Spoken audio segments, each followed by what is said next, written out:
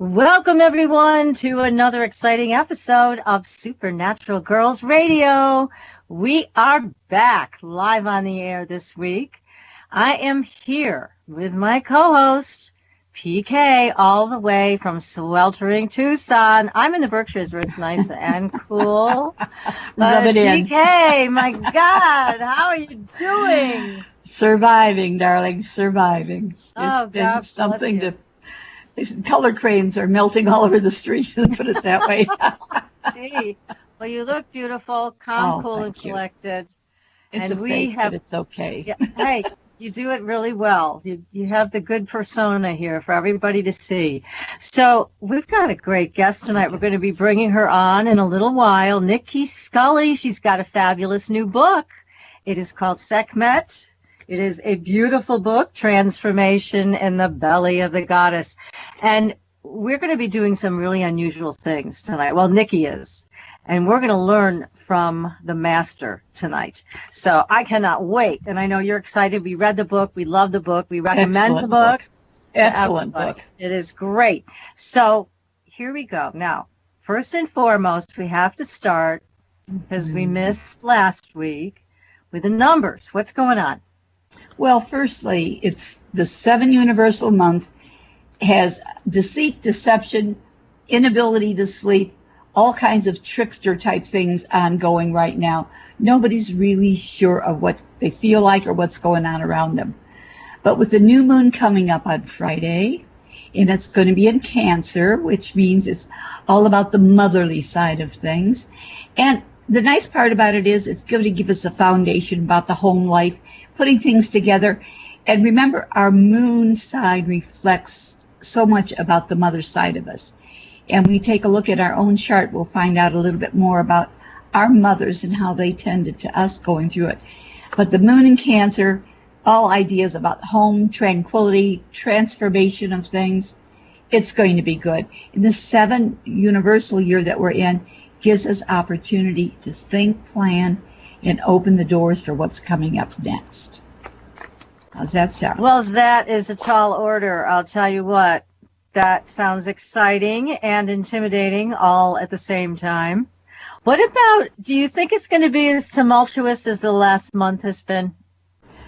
It's going to stay that way probably up until the first week of July, and I'm afraid after that there might be a lot more shake, rattle, and roll of things we haven't wanted to see yet. There's something more coming, unfortunately. Yeah, I think you're right about that, too, because I had a dream last night, and the dream said there is trouble in heaven.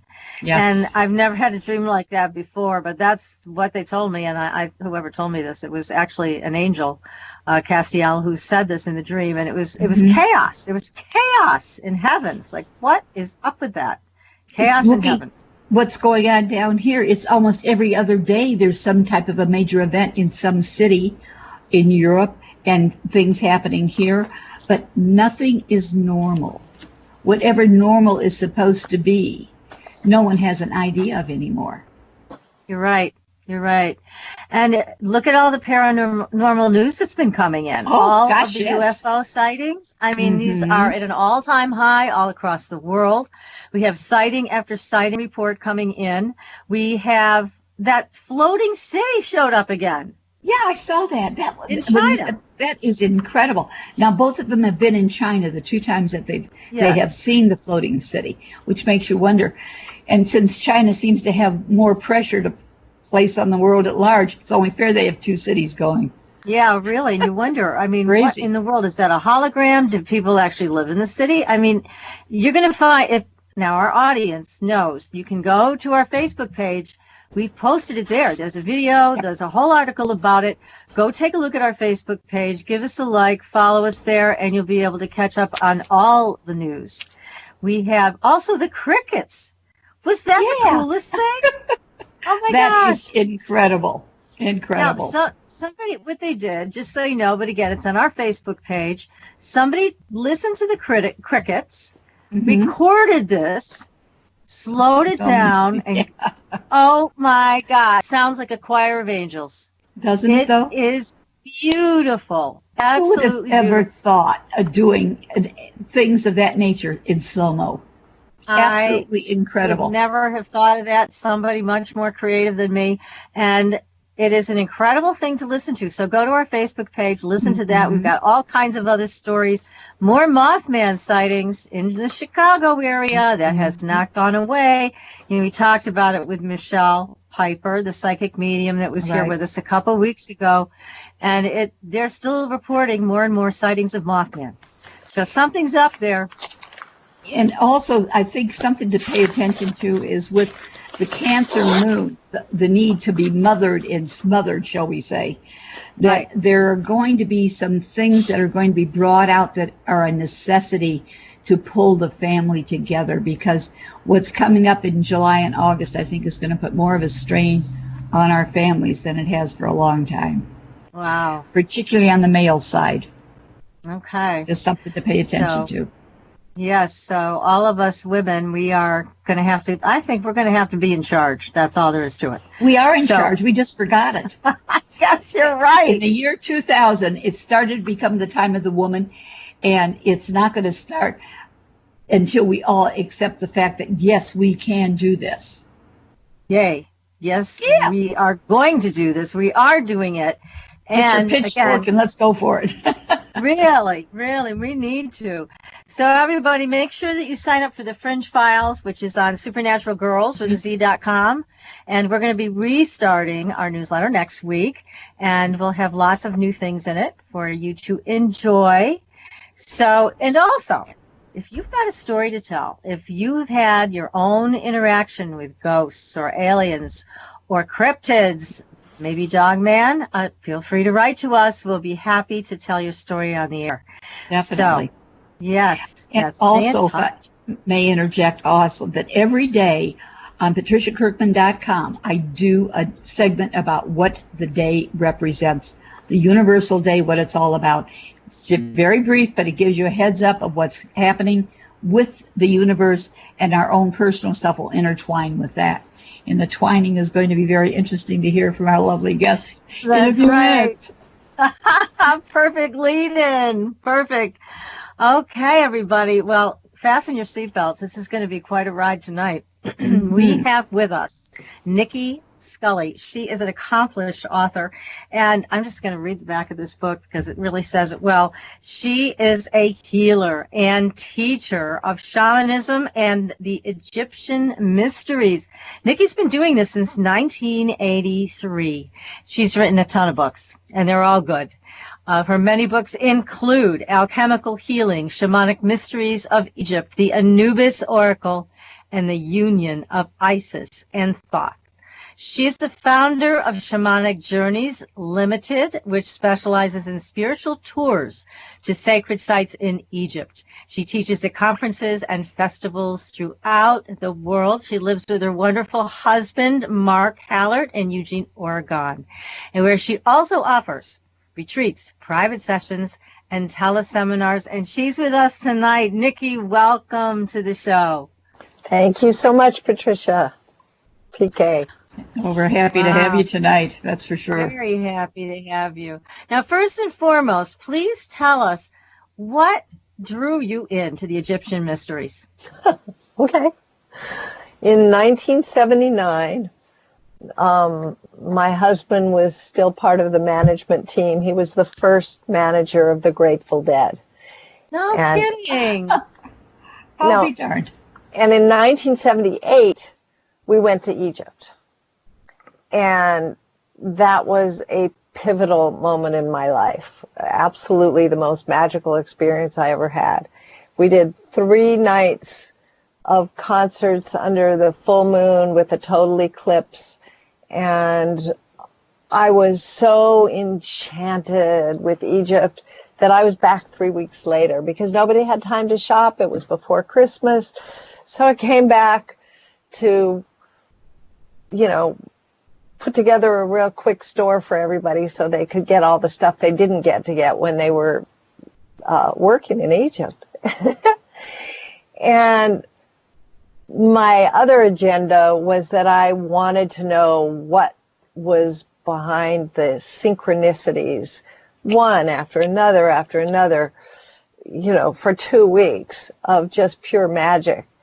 And so I went 4 times in the next year, culminating the following September when I took one of my daughters and some friends took their daughters, and we rented a boat and sailed the Nile. And that's when I committed to becoming a healer, even though I didn't really know what it meant at that time.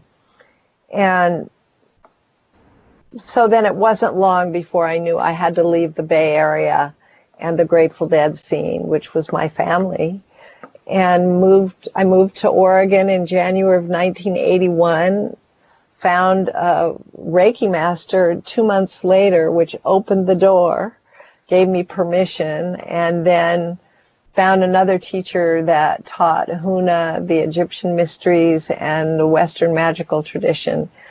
And it was she that introduced me to my main teacher, Thoth.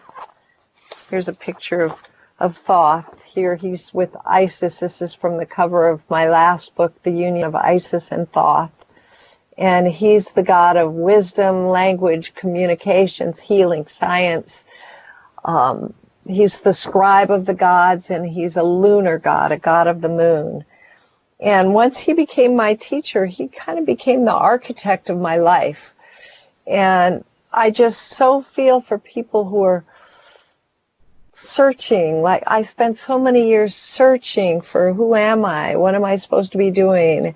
And as soon as I got hooked up with Thoth, I found my real family, the Egyptian Panthenon, the Neteru. And it's been so much easier because all that guidance was so direct. And all I had to do was say yes and show up. And you took a big risk, though. That was a big risk you took. It was in the beginning, but it proved itself so quickly that once you make these relationships and realize how trustworthy they are, then it's a joyride. How was your husband's reaction to your major change from where you were to where you are now? Well, I left that husband when I came north. Okay. Things had gotten pretty crazy in the Grateful Dead scene in those years, and I literally went off in search of tools to see if I could make it better. Mm-hmm. And I found tools that make the world better, and I'm really happy for my decision. It was really hard on my children to yank them out of that scene. And right. Major changes, for sure. It was a big change, and that was kind of rough, but I'm so glad I did it. I've been in the same place now since 1981, and I've turned it into a paradise, and where we do retreats, and it's a consecrated Egyptian temple. And I've taught 20 years of the Egyptian mysteries here and written 8 books. And, it was hard in a scene like the Grateful Dead, particularly for a woman, to have a life. Yeah, You're at the definitely. center of this maelstrom, and that's very much about that and the music. And it was the best joyride in history, bar none. I'm grateful for every moment of it. I learned so much, and I discovered life after dead. Well put, my dear, well put. Yes, very well put. Excellent, Nicki.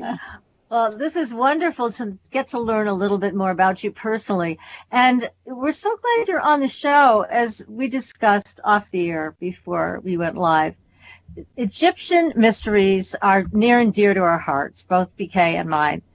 but understanding them is a whole other thing. I mean, being fascinated by it is one thing, and feeling, oh, this is just so incredible.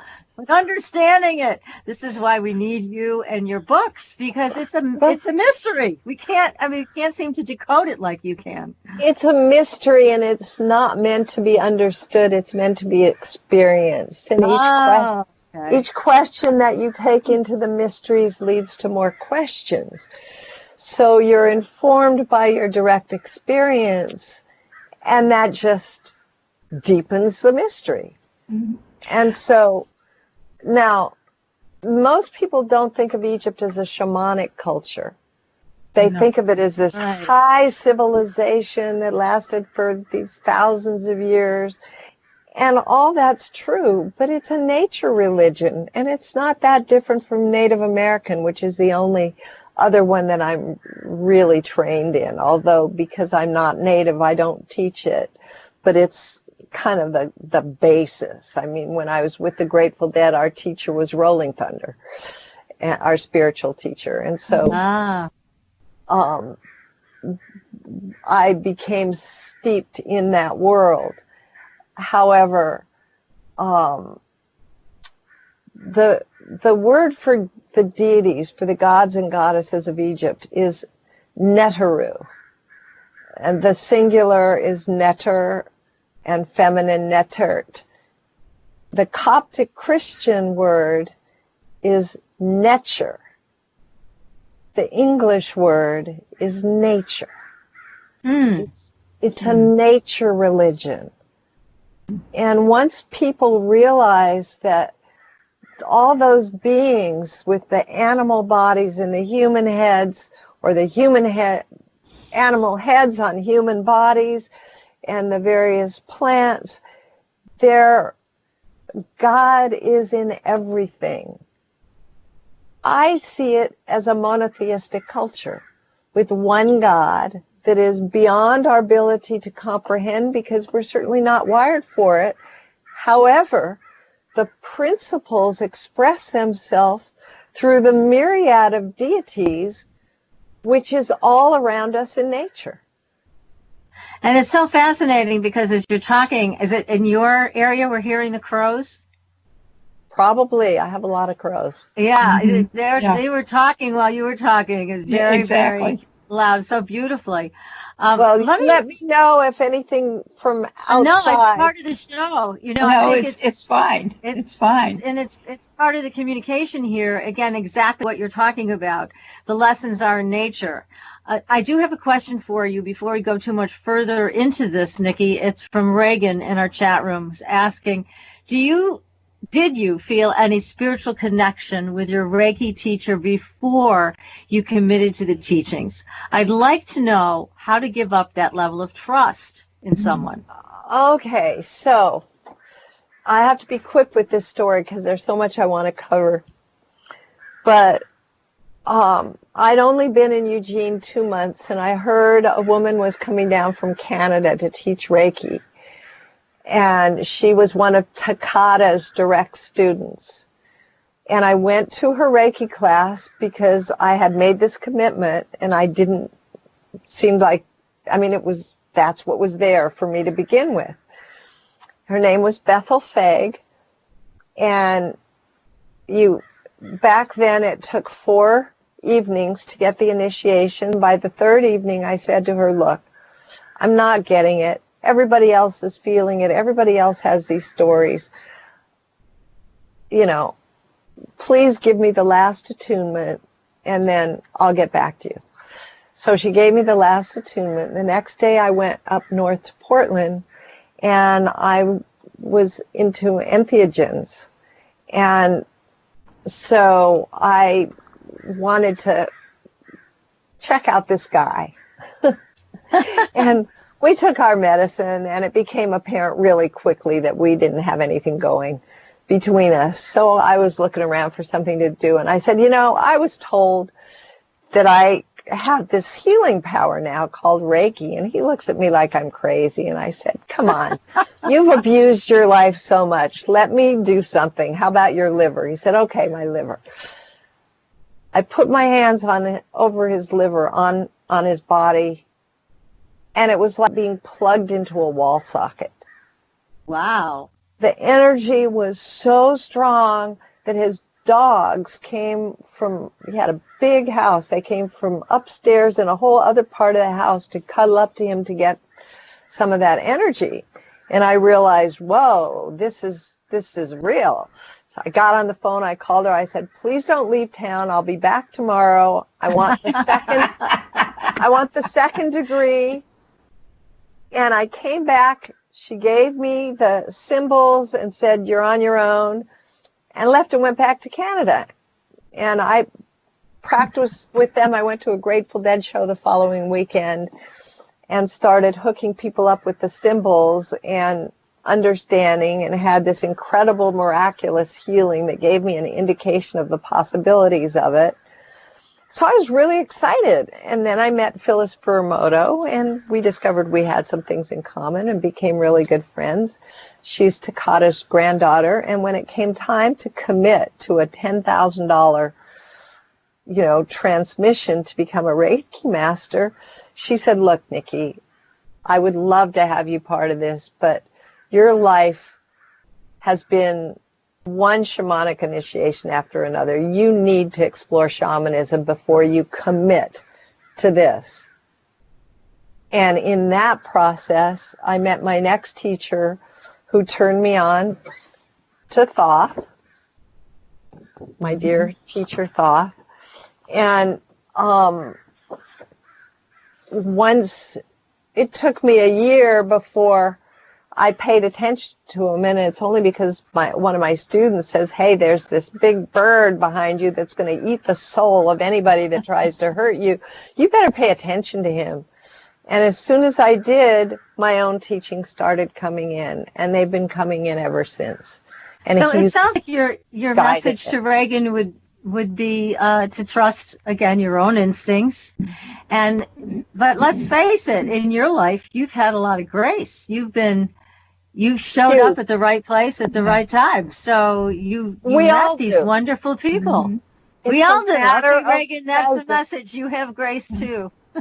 It's just a matter of how present can you be in every moment. The true key to life is presence. The attention is what you pay. Attention is the coin of the realms. Nicki, so, yes? Does the Ankh fit in any aspect of this? Sure. For you? The Ankh is the key of life. They would. I have illustration of it right here, so that you know what she's talking about. Okay. Right. It's in the book, which is great. That's the Ankh, the key of life. Right. And the gods would hold it up to the pharaoh's nose, and he would breathe in eternal life.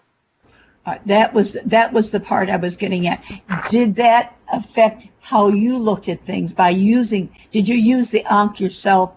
Not for a long time. Okay. I wasn't ready. I had to, after those first 4 trips, I had to go back and study for 10 years. And then I showed up with a group.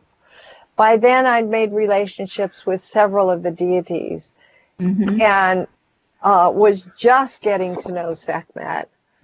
And they laid out a feast of knowledge and experience. And so all my trips to Egypt are shamanic journeys. They're all alchemical processes. And later, I've done more than 60 of them myself. And toward the end, I started going with scientists or with other teachers, people like Bruce Lipton and Joan Borisenko. And it was sort of the hippie and the scientist converging. And how wonderful. We had a blast because they could articulate, and I mean, you know how brilliant Bruce Lipton is, and Joan, and they can articulate. She had a story for everything I did from some culture that was absolutely right on, and he had the ability to shine a scientific light and quote the stories that substantiate everything that I do. Incredible. And so it made it so fun because I'm learning the science that underpins all of this shamanism.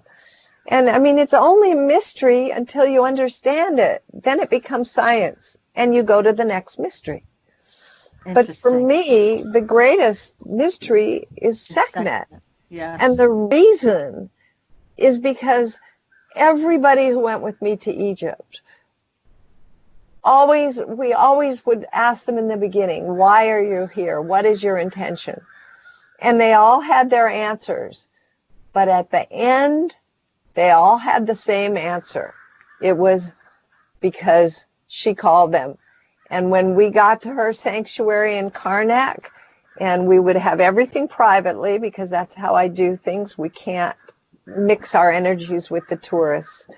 And so they would get her sanctuary privately and go in one at a time and stand in front of her and receive initiation from her directly. And that was it. They knew that she had called them. And the reason that she is calling them is because she is the guardian of Maat. Now, Maat is both a concept and a goddess. She stands for truth with a capital T, justice, balance, harmony, and cosmic law.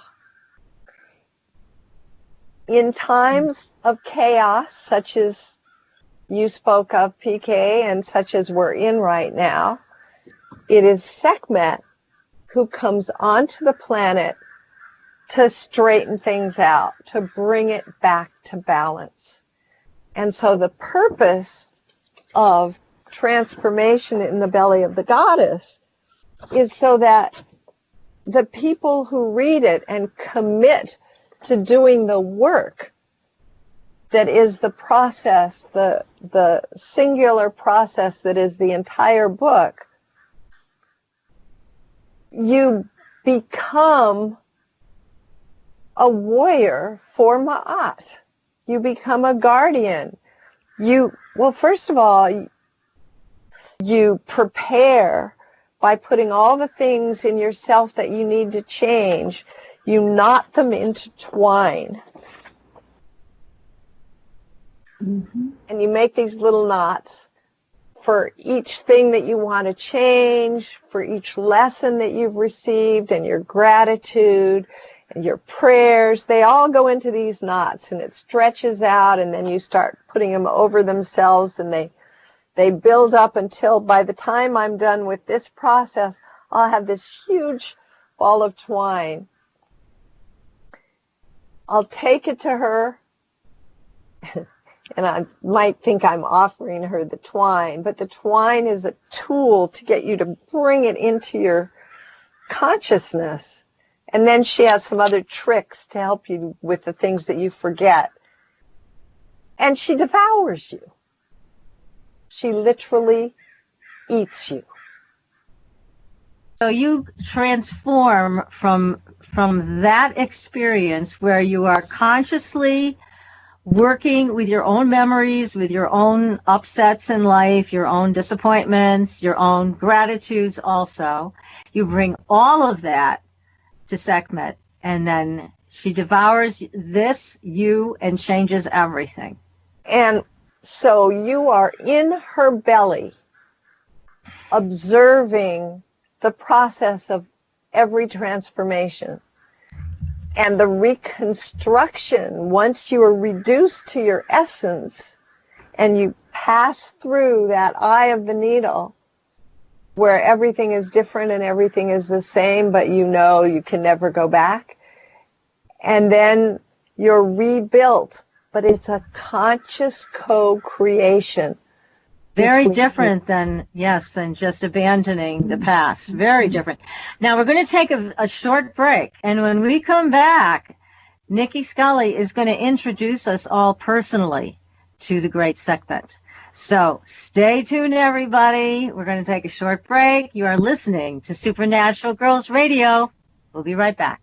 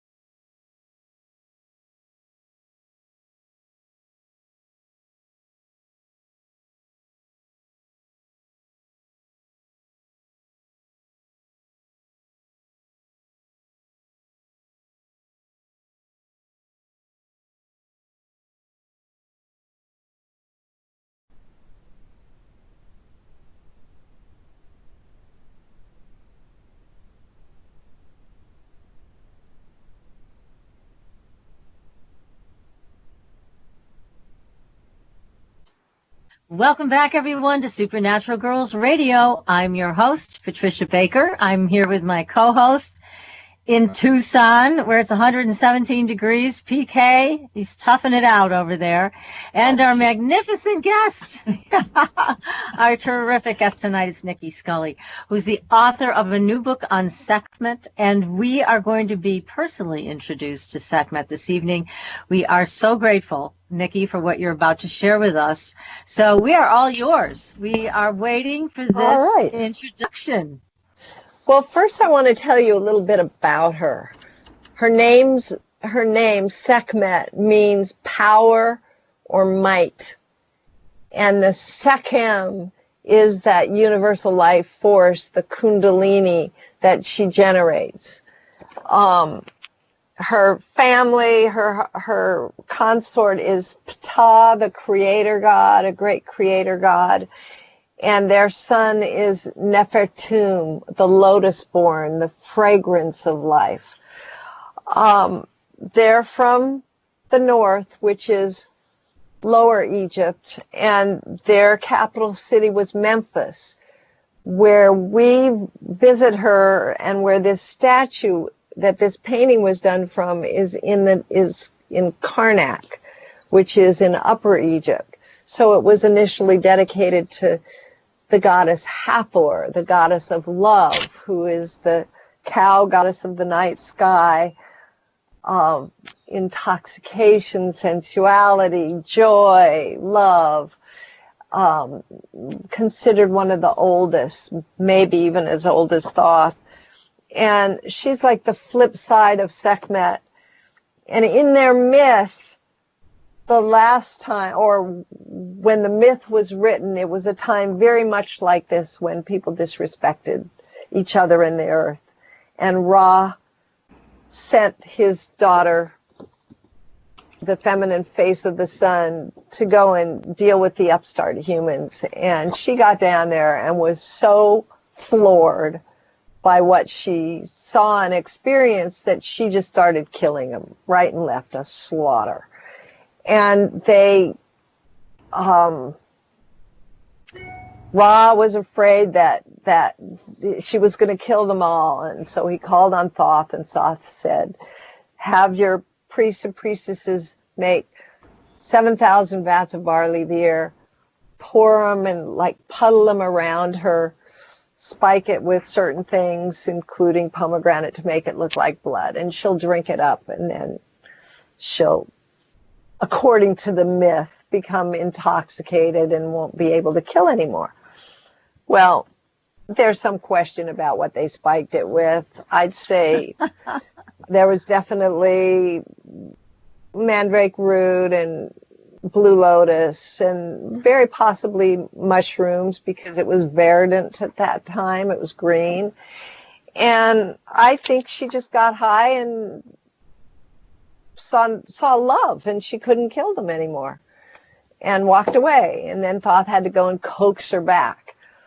But, so it's sort of like the medicine that came for us in the 60s to stop that crazy war.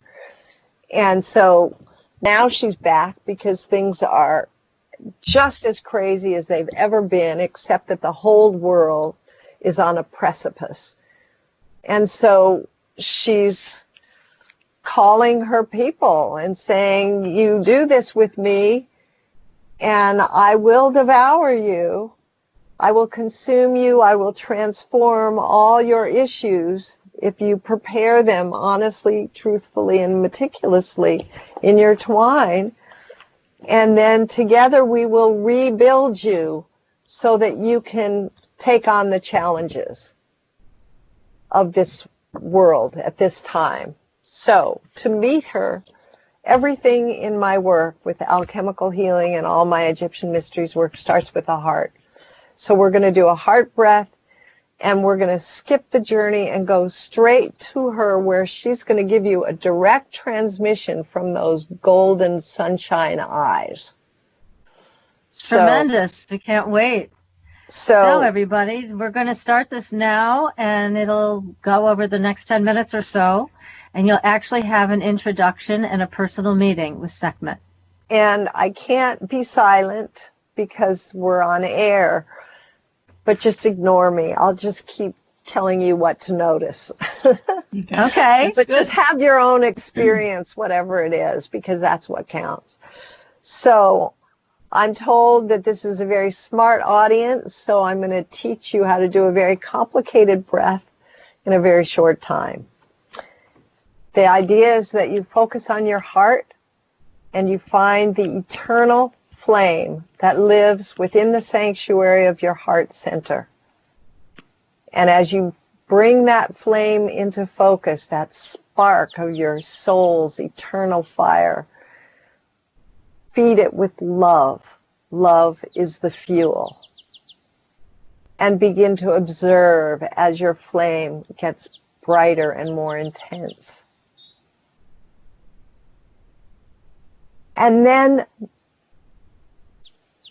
and this is the complicated part, you want to use your breath like bellows. So at the same time as you're reaching with your breath and your intention into the heart of the earth and inhaling all of that fiery core energy and life force, the elements, the minerals, the gemstones, the roots, the trees, the plants. You're inhaling all that power up to your heart at the same time as you're drawing down the intelligence of the universe, all the celestial bodies and beings in all places and in all dimensions that are supporting, that are trying to help us get through this in a positive way. And all that intelligence and the intelligence of the field in which we're all suspended. So when you inhale from earth and sky simultaneously, you draw it to your heart. It mixes with the love while you hold your breath. And when you exhale, you'll feel every cell and molecule of your body awaken. And then you inhale again. And you mix it with your love. And as it passes through your whole body in every direction, everything comes to attention. It's like, what's happening here? And you begin to remember. And you do it again. And meanwhile, each time your fire gets bigger. And this time, as you exhale, your fire connects with the fire of the person closest to you on this show, regardless when they listen to it. And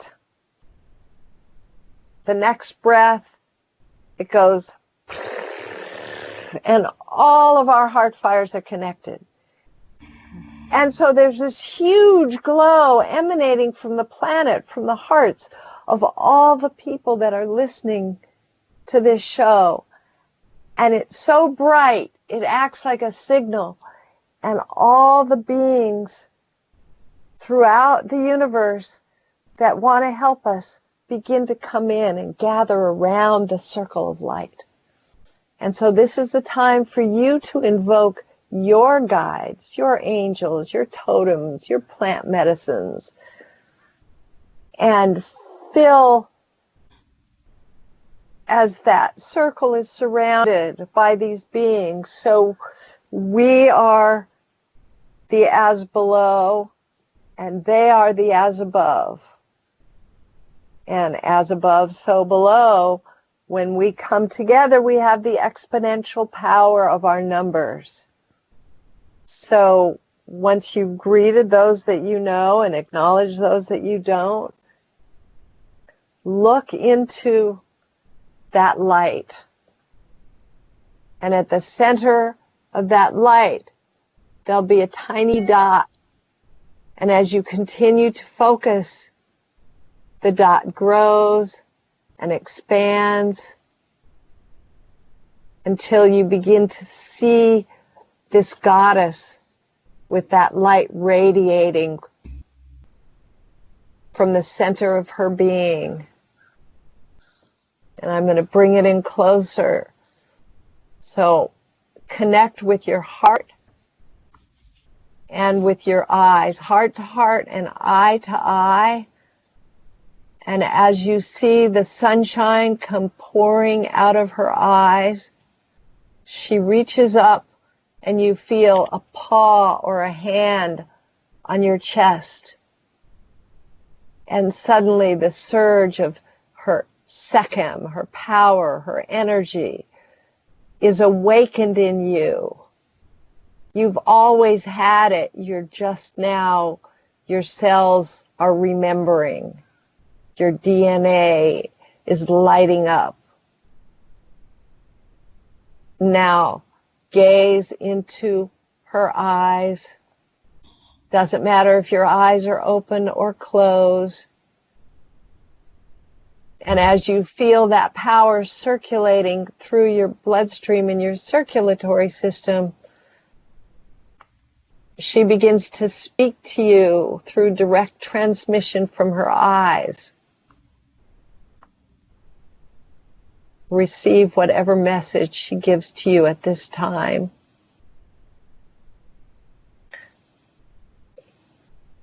And because you're such an intelligent audience, you can receive her message at the same time as that light coming from her eyes begins to move through your body.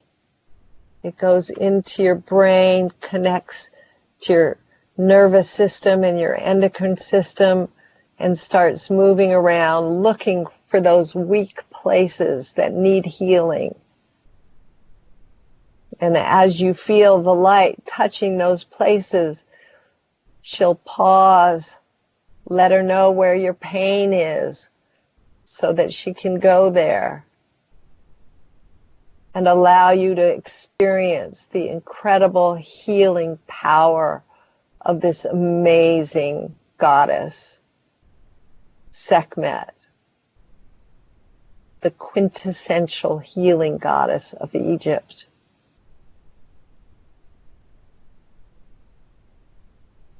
For some of you, she may turn into a lioness and take you on a journey to show you something that you need to see. For others, she may continue to do healing work or initiate you in some way. It's individual to each person. So just allow yourself to have your experience of this wondrous goddess, Sekhmet.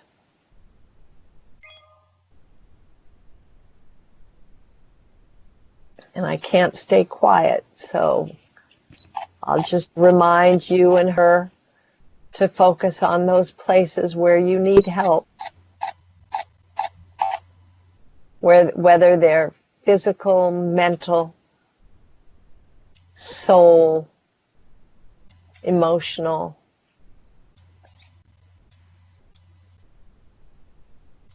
And she wants you to know that all you ever have to do to call her is breathe a few heart breaths and offer one to her, and she will be accessible to you.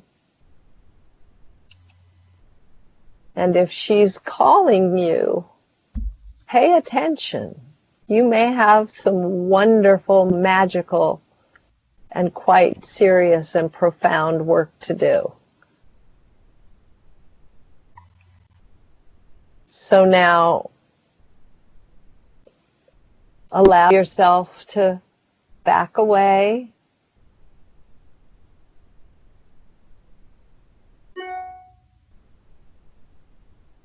And then she's just going to devolve back into that light that's connecting us all through our heart breath. And you can begin to ground and center yourselves.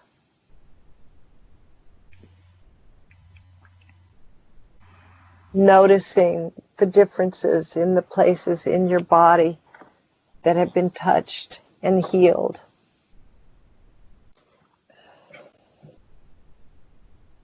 take all the time you need to complete your experience. I don't want to rush you, but everybody has a different time schedule, and we are on air and have ours. That was just so lovely and so powerful. You know, one of the things that really surprised me about Sekhmet's energy is how fluid it is, and immense, just absolutely immense. It's a good word. PK, are you back with us? I'm here. Okay. How was it for you, PK? It was almost like you were drifting in and out of space. Very profound feelings at times. Very interesting. Were either of you able to receive any specific messages or healing from her? Yes. There were a couple of specific messages that I heard from her. And again, I love communicating with entities like Sekhmet, but her way of communicating is so different than what I'm used to. Mm-hmm. So it was very, it was great. And I'm sure a lot of what I just got in this experience will take some time to digest and to settle in. But this energy of Sekhmet is just, wow. I mean, I can see why people have, people commit to going on these journeys with you to Egypt and to have this kind of a personal experience right there in the motherland. I mean, it's got to be even that much stronger than what we had a taste of tonight. So, and I know you're going to be leading 2 groups next year, which is tremendous. I mean, I would advise people, if they're interested, to sign up, because and do it early. Yes, do it early. Actually, I have a back injury, and so I'm taking some time off. But the people that I've trained that are doing it are well trained, and they know their stuff. And so the last couple of years, they've been doing it, and they've been doing a great job. And I don't know how long that window is going to be open, politics being what they are. So if you're called, I would go sooner rather than waiting, because things aren't going to get any better over there for a while. Now, Nicki, what is your website? Tell people that they can get more information and sign up for that. Well, you can always find my website's name is actually Shamanic Journeys, an EYS. Store Hathor.com from Shamanic. Some special for almost as well, also available through Shamanic Journeys. So this is a powerful. Here's a question that I have. God's lion head, human looking. There's more than mythology here. These that really does exist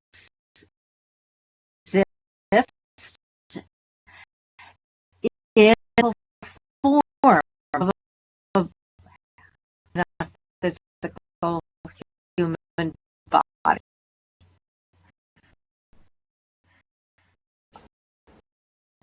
I doubt that she existed in a physical form with lion head and body.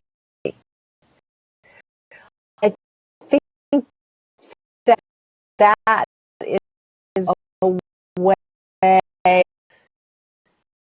transmitting the power that she carries as an, be it a goddess or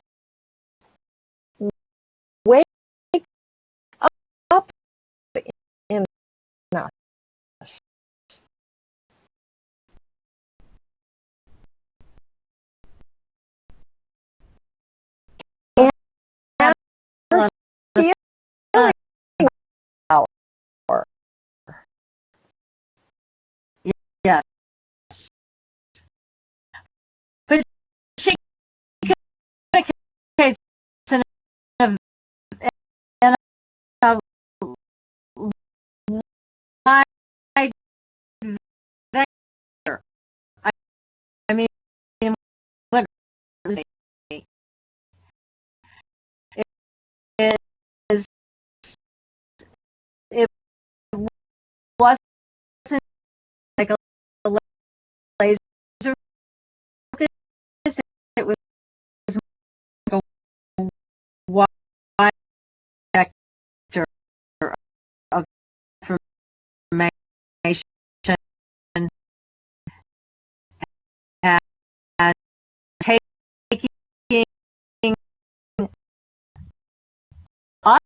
us in as well as giving us a back. I mean, it was very unusual,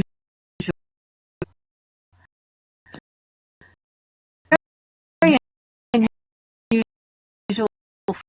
form of communication. And it's different for everybody. I'm sure. I'm sure. You know, I mean, your chat and see if anybody's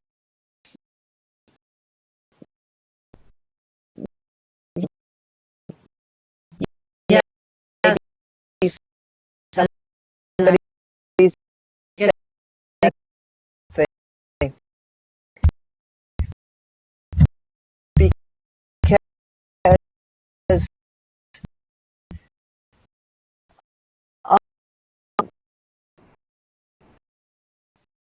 it's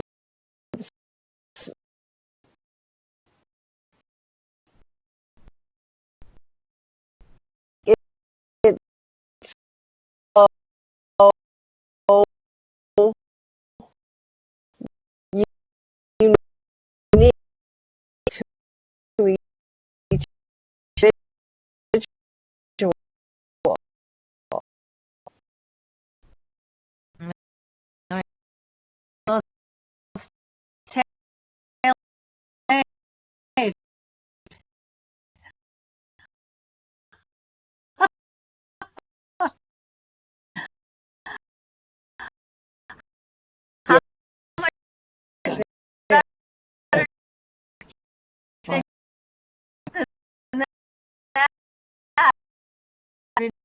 That's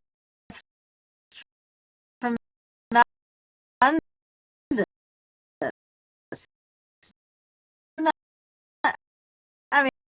mean, I, I really feel like we made a connection here tonight. I'm very, very interested to hear